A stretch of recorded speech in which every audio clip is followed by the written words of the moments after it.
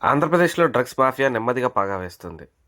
నంద్యాల జిల్లా నందికొట్కూరు పట్టణంలో నిర్వహిస్తున్న ఒక రహస్య డ్రగ్ తయారీ కేంద్రాన్ని నార్కోటిక్ ఇన్వెస్టిగేషన్ బ్యూరో ఎన్ఐబి అధికారులు ఛేదించారు. అత్యంత గోప్యంగా ఒక నివాస గృహంలో ఈ మత్తు దందా సాగుతుండడం స్థానికులను విస్మయానికి గురిచేస్తోంది. నందికొట్కూరు పట్టణంలోని సాయిబాబాపేటలో గల ఒక ప్రైవేట్ పాఠశాలకు సమీపంలో ఉన్న భవనాన్ని ఈ ముఠా తమ అడ్డాగా మార్చుకుంది. పక్కా సమాచారంతో నార్కోటిక్స్ పోలీసులు ఈ రాత్రి భవనంపై మెరుపు దాడులు నిర్వహించారు. ఈ సోదాల్లో భారీ మత్తు పదార్థాలతో పాటు వాటిని తయారు చేసేందుకు వినియోగించే కెమికల్స్, యంత్రాలను స్వాధీనం చేసుకున్నారు. ముఠా సభ్యుల నుంచి పోలీసులు అల్పాజోలం అనే నిషేధిత ద్రవ్య పదార్థాన్ని స్వాధీనం చేసుకున్నారు. సాధారణంగా కల్లులో ఈ కెమికల్ కలిపితే తాగిన వారికి విపరీతమైన మత్తు ఎక్కుతుంది.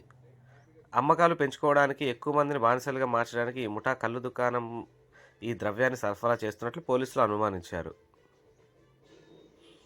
నందికొట్కూరు పరిసర ప్రాంతాల్లో గల కొద్ది కాలంగా గంజాయి డ్రగ్స్ వినియోగం పెరుగుతుందనే వార్తలు కూడా వస్తున్నాయి.